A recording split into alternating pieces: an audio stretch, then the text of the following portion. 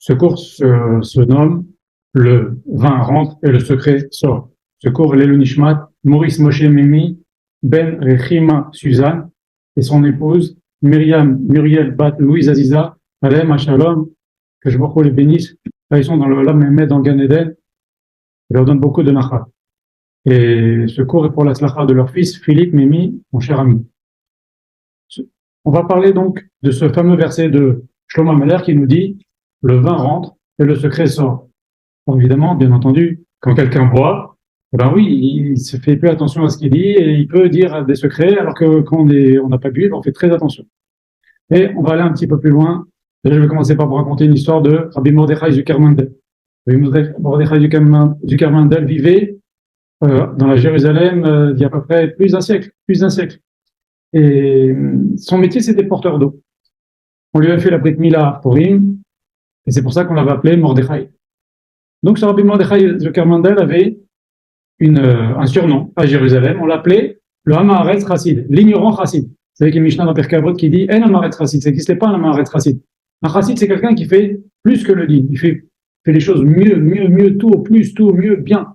Tu peux pas faire ça si tu connais pas la Torah, si tu connais pas la halachot. Donc c'est pour ça que nos Chachamim nous disent En Hamaharetz Chassid, un ignorant, il peut pas être Chassid. Mais lui, on l'appelait le Hamaharetz Chassid. Pourquoi? Chassid, on voyait qu'elle avait une conduite de Chassid, mais il était Hamaharetz. Pourquoi? Parce qu'à chaque fois qu'on lui posait des questions, il disait je sais pas. Et les enfants lui disaient des choses simples, je sais pas. Il était étrange. On voyait qu'il se conduisait, il faisait bien attention, on dirait qu'il était un érudit en Torah. Et quand on lui posait des questions, il disait je sais pas. Seulement, le jour de Purim de ses 70 ans, il a fêté ses 70 ans, et il a commencé à boire, et il a tellement bu que les gens ils ont commencé à lui poser des questions.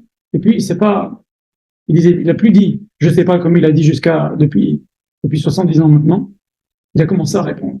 Et des questions encore plus dures, et encore plus dures. Et des rabbins venaient poser des questions encore plus dures, et des questions plus dures. Et on voit qu'il connaissait tout le Shas, toute la Gemara, tous les Tosfot, tous les Rishonim. C'est un Gaon. Il aurait pu faire partie des rabbinim de Jérusalem. Seulement, toute sa vie, on s'est rendu compte que toute sa vie, il avait pris sur lui de cacher sa grandeur. Et c'est pour ça qu'il disait, je sais pas. À chaque fois qu'on lui demandait, il disait, je sais pas.